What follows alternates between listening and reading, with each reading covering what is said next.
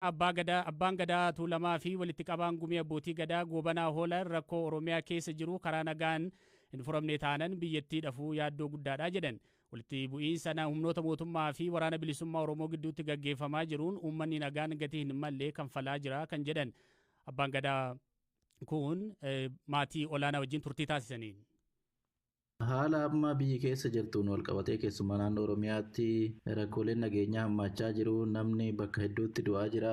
Waan kana isin akka abbaa gadaatti akkamitti ilaaltanii furmaanni isaa hoo maal ta'uu qaba isin? Akkuma beekamu biitti tuni garaafamuu turte ooltee bultee jirti.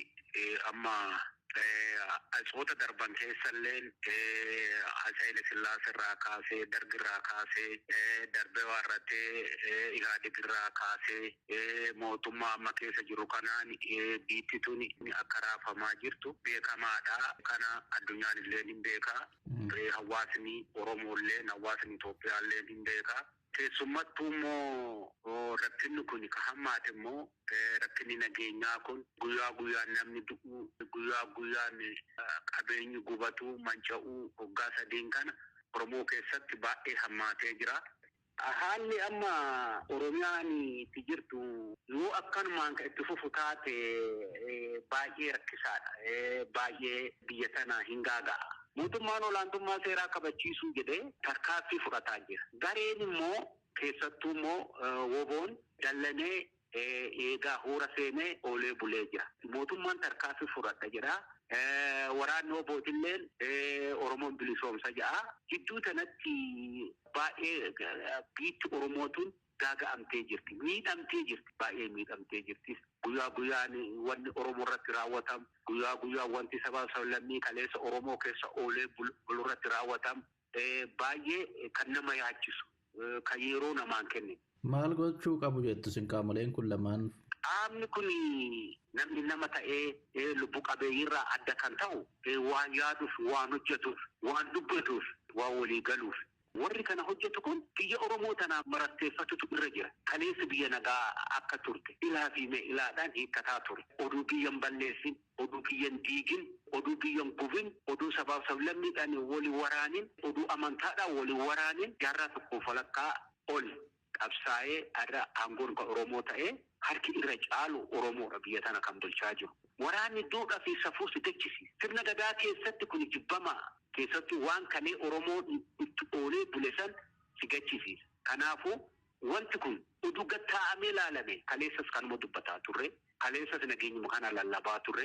Abdii kutatu namarra hin jiru. Nageenya lallabuuf gattaa'anii ilaadhaan mari'atuuf wanti mariin hin hiikamne hin jiru sirna gadaa keessa. Keessattuu sabni Oromoo laallatutu irra jira. Abbaa biyyummaa isaa achitti kanaan waraanaan alatti ilaalutu irra jira. Waraana keessaa bu'aa wayiituun argamu. Yaadutu nurra jira, beekutu nurra jira. Kanaafuu wanti kun oduu gattaa'amee ilaalame qaamni lachuu qaamni mootummaatis qaamni immoo dallanee hoora jirus oduu laallate wanna kana waraana keessaa bu'aa wayiituun argamu jechuu barbaade. Hidhattoonni TPLF as dhiyaatan sana yennaa duula deeman masaraa mootummaa deemtanii eebbistanii turtanii jedhan. Eebba abbaa gadaatiin ba'anii. Wanti kun amma miidiyaa irratti akkana jedhanii wanti dabbasaa gariin nama biratti addatan. Beektaa dabbasaa kaan dhokatanii taaddatan. Miidiyaatti gara akkasi. Godina Booranaa naannawa magaalaa Yaabeellootti kan argamu Tulluu Goot Garbii jedhamu irratti namoonni hedduu wal ga'anii osoo kadhatanii fi faarfatanii kan agarsiisu viidiyoon isaanii miidiyaa hawaasummaa irratti mul'achuu ergee galee bubbuleera. Tulluu kana irratti gumii kana walitti qabu Daawaa Shibbiruu sagantichi yoom akka eegalee fi maaliif akka tulluu kana gubbaatti waaqeffatan akkana jechuun BBCtti hima. Hanga waggaa sadii waa kadhachuu qabnaa gara kanan baanee kadhachuu qabnaa jennee waliin qabanne. Nu kadhannee buunaa jennee karoorfanne Waaqayyo ammoo iyyoo an hojii asii qabaa nuun jedhe. Ati tajaajila nama hojii qabda? An tajaajila sunii mootummaa asin hojjedha. Waajjira kam hojjetta? Waajjira bishaanii hojjedha. Achuma magaalaa Yaabeelloo jechuu?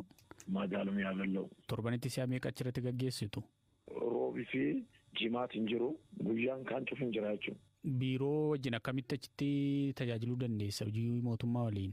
tajaajiltooti waliin tajaajilus jiran. Tajaajilli kan jalqaba immoo sa'aatii 9:30 qabee hanga sa'aatii 12:30 tajaajilli tura. Yeroo kadhannaa irratti fedha qabee akkasiin gumiif kadhadhaa jechuudha. Namoonni kun fakkeenyaaf amma daa'ima fa'aa baatanii rooba keessa taa'an aduu keessa taa'an mul'atu. Magaala keessatti iddoo barbaaddanii achitti waaqeffachuu hin dandeessan moo?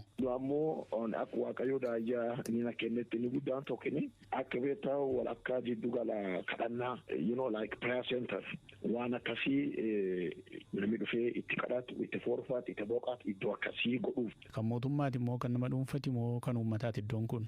Waan dhuunfaa hin ta'in iddoon sun iddoo gaaraati. Naannoon sun gamii tokko gama aadaati dhibaayyuu fula jedhanii jira. Fula aadaa dhibaayyuu godhan itti aadaa geggeessuu jira. Mormiin isin irratti hin kaane achirraa gara uummataati. Wanni kun fula aadaalleeti aadaaf amantii waan jedhaa gisee karaallee nu kaasanii jirani. Naammaaf ammoo ismuuzlii kadhachuu jirra. Garuu site selection am iddoon sun naannoon sunitti iddoo wayiifaa yoo argamellee yaadjedhullee mataa keessaa hin qabna. Mootummaa gaafattaniirtu karoora kana dhiyeessitanii? Amma already karooricha yaada qabanne jirra. Direct amma guunnee odootiin kennin qaama tokko akka dhuunfaatti gaafanne jirra. Maaltu ta'a iddoo sanatti fakkeenyaaf? Tokkoffaan kadhannaadha. Inni lammaffaan dammoo yeroo wangeelitti lallabanuudha. Akkasumas dammoo dhibamaafis yeroo bilis ba'isaa waaqayyoon kadhatamaafi yeroo rakkataan jiru ammoo rakkataas ni gargaara. Mootummaan akka iddoo sanatti si waaqeffattanii beekaa? Yaa hin beekan. Maal isiniin jedhan? Ammaatti wanta kana jedhanii jiru qaamni mootummaan baay'een isaanis dhufanii waaqeffatu ni kadhatu. Namni moor iddoo kadhaatiin beeka namni cuftuu dhufee kadhata.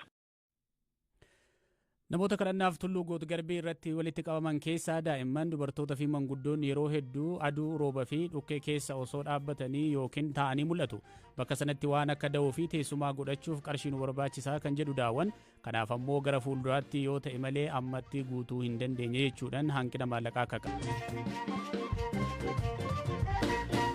Maatiin Itoophiyaa Ameerikaa irraa gara Finfinneetti imaluuf turan buufata xiyyaaratti maallaqni jalaa fudhatame. Akkamiin jalaa fudhatame eessattii fi eenyuun jalaa fudhatame kan jedhu Hamzaa Hussein nutti hima.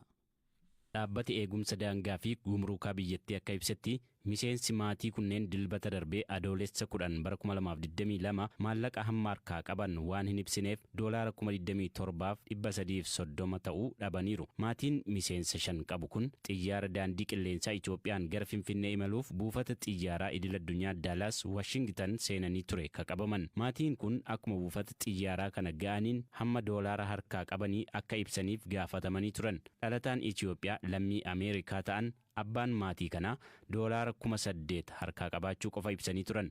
Akka seera Ameerikaatti maallaqa namoonni gara keessaa seenanis ta'ee gara alaa qabatanii ba'an irratti daangaan hin jiru. Haa ta'u malee namni tokko doolaara 10,000 caalaa yookiin maallaqa kanatti shallagamu yoo harkaa qabaate unka dhimma kanaaf qophaa'e irratti guutuun abbaa taayitaa gumruukaa Ameerikaa beeksisuu qaba. Dhaabbati eegumsa daangaa fi gumruukaa abbaan maatii kanaa jalqaba doolaara 8,000 qofa akka ibsan ibse booda ammoo ilma isaanii hangafaa harkatti doolaarri 8,000 biraan argame jedhe. Dhaabbatichi haala kana shakkuun wayita shaanxaa maatii kanaa sakatta'u doolaara 27,330 argeera. Naannawa sanatti qindeessaa gumruukaa fi daangaa akka ta'an Daani'el Escobedo dhimma kana irra deddeebiin dubbanneerra. Imaltoonni maallaqa haga fedhan qabatanii Ameerikaa keessaa ba'uu yookiin ammoo itti seenuu danda'u. Seerri federaalaa mootummaa Ameerikaa garuu namni tokko doolaara 10,000 ol yoo qabaate beeksisuu akka qabu dirqamsiisa. Kun baay'ee salphaadha jechuun dubbatan. Dhumarratti maatiin kun doolaara 8,300 qofti kennameefii geggeeffaman. Namoonni kunneen yakkaan waan hin himatamneef maqaan isaanii hin eeramne.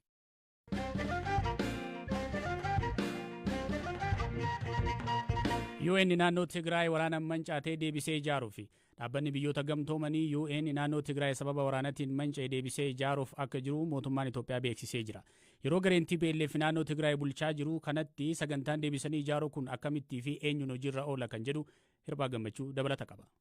Waajirri tajaajilawwan piroojeektii UN misoomawwan bu'uuraa naannichaa waraanaan manca'an deebisee ijaarama. Ministeerri maallaqaa Itoophiyaa ibsa kibxata baaseen waajjira dhaabbata mootummoota gamtoomanii wajjiniin waliigaltee mallatteessuu ibseera. Waliigaltichi qaama sagantaa biyyaalessaa naannolee waraanaan miidhaman deebisanii ijaaruu akka ta'ee fi deeggarsa maallaqaa baankii addunyaa irraa argameen kan raawwatamu ta'us himeera. Piroojeektiiwwan misoomawwan bu'uuraa manca'anii deebisanii ijaaruu kan hojjetu waajjira UN yoo ta'u mootummaan Itoophiyaas caasaa isaatiin hojii kana raawwachuu hanga danda'utti jedha. jedha ibsichi. Naannoon Tigraay irra caalaan to'annoo finciltoota Tigraay jala jira. Sagantaa deebisanii ijaaruu kanaan bu'uuraalee misoomaa manca'an deebisanii ijaaruun alattis haleellaawwan saalquunnamtiitiin namoota miidhaman deebisanii dandamachiisuufis sagantaan kan jiru yoo ta'u kan ammoo qaama sadaffaa biraatu raawwataa jedhe ministeerri maallaqaa Itoophiyaa. Kunis hanga haalli Tigraay keessa jiru fooyya'ee mootummaan ofii isaatiin hojiilee kana raawwachuu danda'utti akka ta'es eerameera. Dubbi himaan TPLF obbo Geetaachoo Raddaa dhimmicha irratti yaada karaa marsaalee hawaasaa kennaniin mootummaan Tigraay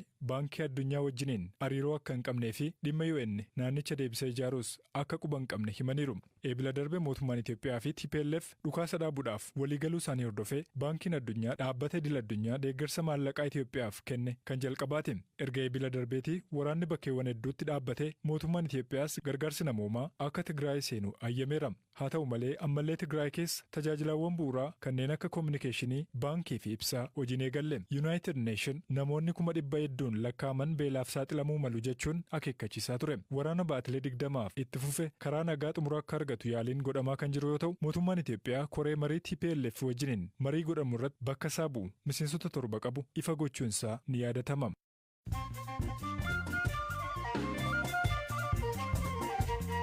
Dhaggeeffattoota keenya amma oduu gaggabaaboo qabnuun isinitti hima. Komishinariin Komishinii To'annoo Balaa Tasaa Biyyoolessaa Itoophiyaa Obbo Mitikkuu Kaasaa malaamaltummaan shakkamanii har'a poolisiidhaan to'ataman.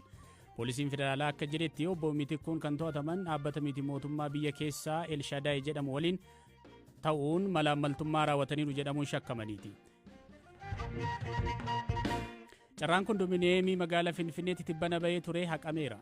Namoonni carraa keessa galuu qaban 79 ta'uu osoo jiru namoonni 172 ta'an waliin dha'uudhaan akka carraa keessa galan taasifamuu isaatiin guutummaatti haqamuuf sababa ta'eera jedhan kantiibaa magaalaa Finfinnee Aadde Adaanach Abeebee. Kana hordofuun aangawoonni fi hojjettoonni biiroo saayinsii fi teekinooloojii akkasumas biiroo manneenii magaalichaa yakka waliin dha'uu kanaan shakkaman 10 to'annoo jala oolfamaniiru.